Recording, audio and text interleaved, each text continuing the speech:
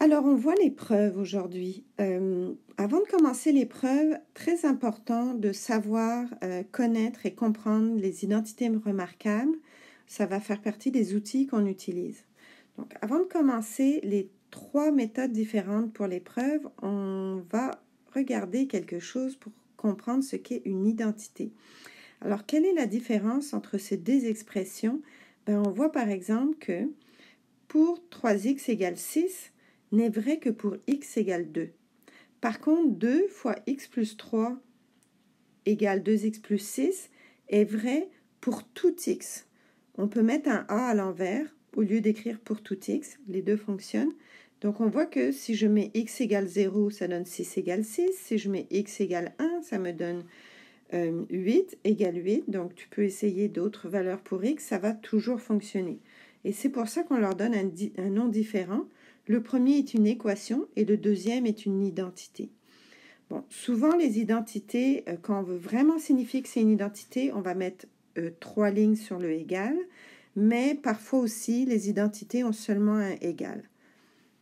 Donc, regardons nos 3 méthodes pour faire l'épreuve. On va commencer à la méthode A qui s'appelle membre de gauche égale membre de droite. Donc, l'idée, c'est que on part ici, on voit qu'on a une identité, on part d'un côté de l'identité, on travaille seulement d'un côté et on prouve qu'il est égal à l'autre côté. Donc, faisons un exemple. Ici, qu'est-ce qu'on a? A plus B exposant 3. On doit prouver que c'est égal à A3 plus 3A2B plus 3AB2 plus B3. Donc, la seule chose qu'on peut faire, c'est vraiment de travailler à gauche en développant. Donc, c'est pour ça qu'ici, regarde, j'ai ajouté dans ma boîte à outils la méthode développer. Parce qu'à la fin, on va utiliser plusieurs méthodes et c'est bien de se faire une liste. Comme ça, si on est bloqué dans une démonstration, dans une preuve, on peut retourner à ce que j'appelle la boîte à outils. Donc ici, ce que je vais faire, c'est que je vais développer A plus B exposant 3. Certainement, mon identité, c'est seulement A plus B exposant 2, mais je vais quand même l'utiliser parce que je vais multiplier A plus B fois A plus B exposant 2, donc je me sauve du travail. Ensuite, j'ai seulement à développer ici. Je développe en haut avec A, puis je développe avec B, ce qui me donne cette expression. Maintenant, je vais réduire l'expression, voir si j'ai des membres pareils. Donc ici, j'ai A3 que j'élimine.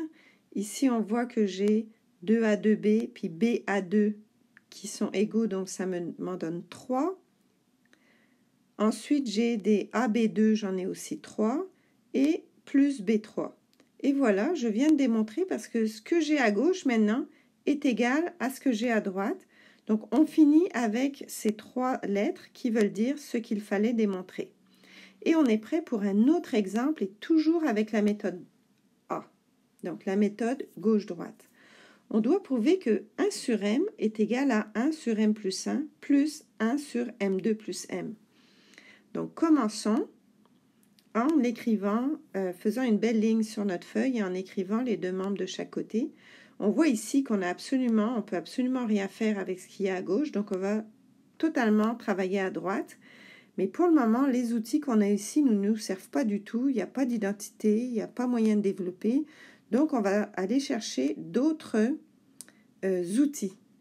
Le premier outil qu'on va aller chercher, c'est de factoriser au dénominateur ici. Et ensuite, on va mettre sur le même dénominateur. Donc, on vient d'ajouter 2 outils dans notre boîte à outils.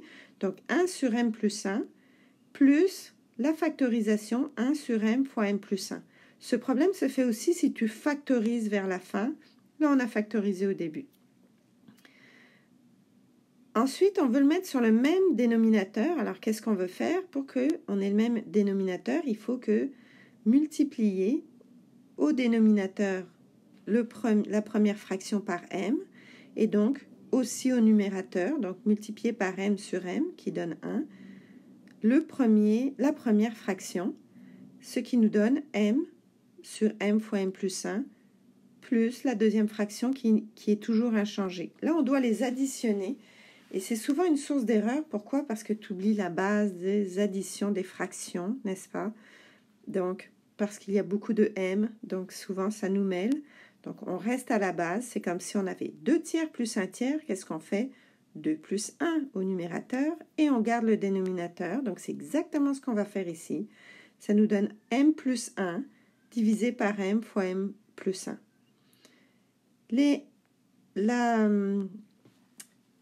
M plus 1, donc, s'annule et ce qui nous donne bien 1 sur m. Et on finit avec ce qu'il fallait démontrer. Maintenant, on va aller avec la méthode B. Fait que la deuxième méthode, c'est qu'on prend le côté gauche de l'équation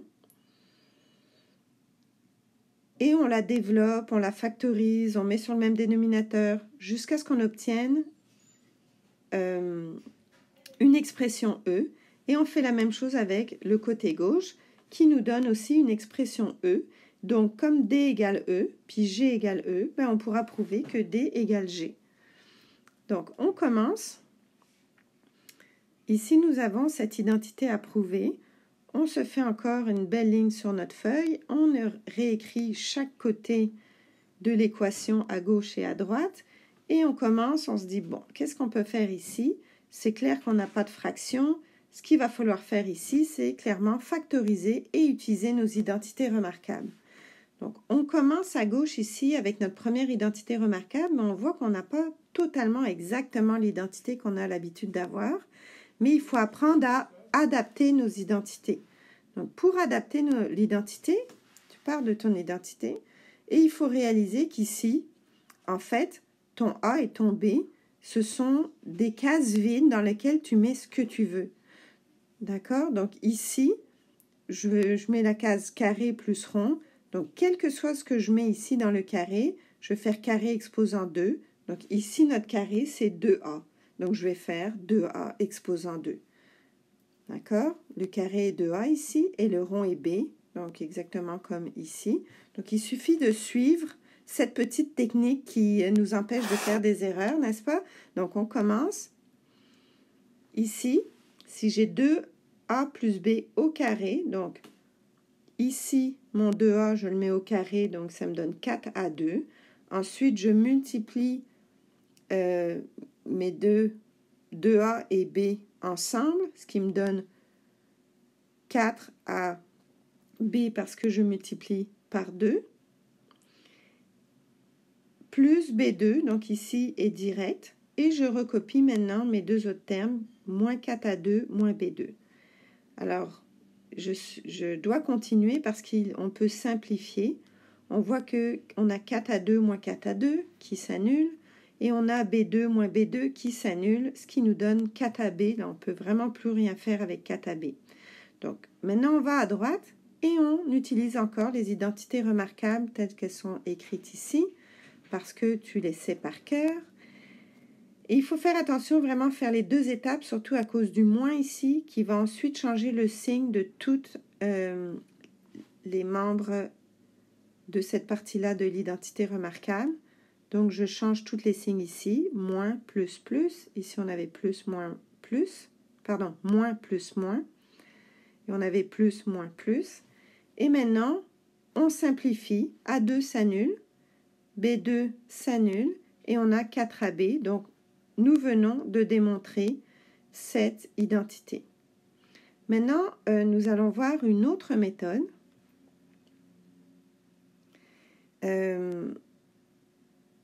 qui est la méthode C.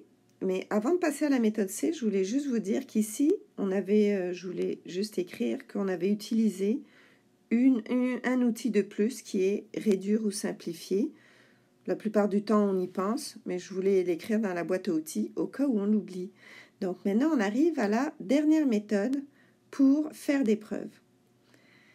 Alors, cette méthode est différente parce qu'on ne travaille pas avec le côté A et le côté B, parce qu'on va transformer un peu notre identité ou notre équation. Donc, on n'aura plus exactement les côtés A et les côtés B du départ. Donc, on doit modifier l'identité parce qu'on n'a pas le choix, vous allez voir dans l'exemple, et après arriver à ce qu'on appelle une identité toujours vraie. Donc, je vais vous expliquer avec un exemple. Donc voici l'exemple. Nous avons ici deux fractions. Nous devons les prouver qu'elles sont égales. Et vous remarquez ici, si on dit que A est différent de plus ou moins B, c'est qu'on ne veut pas avoir de dénominateur égal à 0. Donc on voit ici qu'on est vraiment limité. Notre boîte à outils ne nous aide pas du tout. On n'a pas d'identité, on ne peut pas développer, on ne peut pas factoriser, on ne peut pas mettre sur le même dénominateur à droite ou à gauche. Ce qu'on peut faire par contre, c'est qu'on peut utiliser le produit croisé. Donc vous savez, petit rappel sur le produit croisé, que si on a A sur B est égal à C sur D, on peut dire que A fois D va être égal à B fois C. Donc on ajoute le produit croisé dans notre boîte à outils parce que c'est ce qu'on va utiliser. Donc ici, on va faire le produit croisé parce que c'est vraiment la méthode la plus simple. Donc A-2B, facteur de A2 moins B2, c'est-à-dire le dénominateur ici, multiplié par ça, et on fait de l'autre côté A moins B fois le numérateur ici. Là, c'est sûr qu'on n'a plus le membre de gauche et le membre de droite qu'on avait au départ. On a modifié notre égalité. Donc, c'est pour ça qu'à la fin, ça va être un petit peu différent. Donc, on commence ici. On n'a qu'une chose à faire, c'est développer à gauche, développer à droite. Je vais y aller un peu rapidement. Donc, on développe à gauche, puis à droite. Et ici, à gauche, on ne pouvait pas vraiment simplifier. Tous les termes étaient différents. À droite, on peut un peu simplifier. Ce qui nous donne ici, on a moins A2B et moins BA2. Ça nous donne moins 2A2B. Ensuite, je simplifie les deux autres termes. Ça me donne moins AB2. Et ensuite, il me reste mon 2B3. Donc là, j'ai prouvé ici qu'ils étaient égaux. Mais comme je n'ai pas, je ne peux pas arrêter maintenant ma démonstration parce que je n'ai pas vraiment prouvé que le membre de gauche était égal au membre de droite. Donc, j'utilise une petite technique qui est simple, mais je vais vous expliquer le concept. On va supposer que nos deux grandes expressions ici étaient simplement à la fin si on avait en fait A plus B égale A plus B, parce que c'est ça qu'on a ici. Hein? On pourrait mettre des égales ici sur la ligne. Ça encombre un peu, il y en a qui le font, vous pouvez le faire, ça vous amuse, de mettre égal ici à chaque fois, c'est qu'on est en train de le prouver, donc on aime mieux le mettre une fois qu'on l'a prouvé si on veut le faire. Donc ici, on se retrouve à avoir en fait à prouver que deux expressions égales sont égales. Donc en fait, qu'est-ce que je pourrais faire ici? J'ai le droit de faire moins A des deux bords, on est d'accord? Ce qui arriverait à B égale B. Ici, j'ai encore le droit de faire moins B de chaque côté, ce qui arrive à 0 égale 0. Ben, c'est un peu ce qu'on ferait ici, mais on n'a pas besoin de faire toutes les étapes. Tout ce qu'on a à mettre, c'est 0 égale 0, et dire c'est ce qu'il fallait démontrer. Donc, pour résumer cette méthode,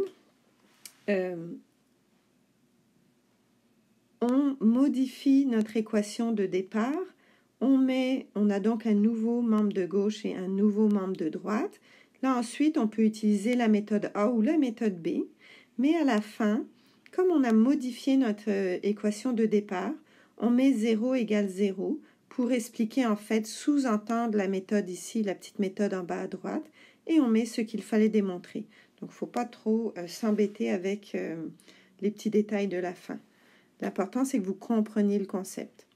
Et voilà les trois méthodes pour la preuve.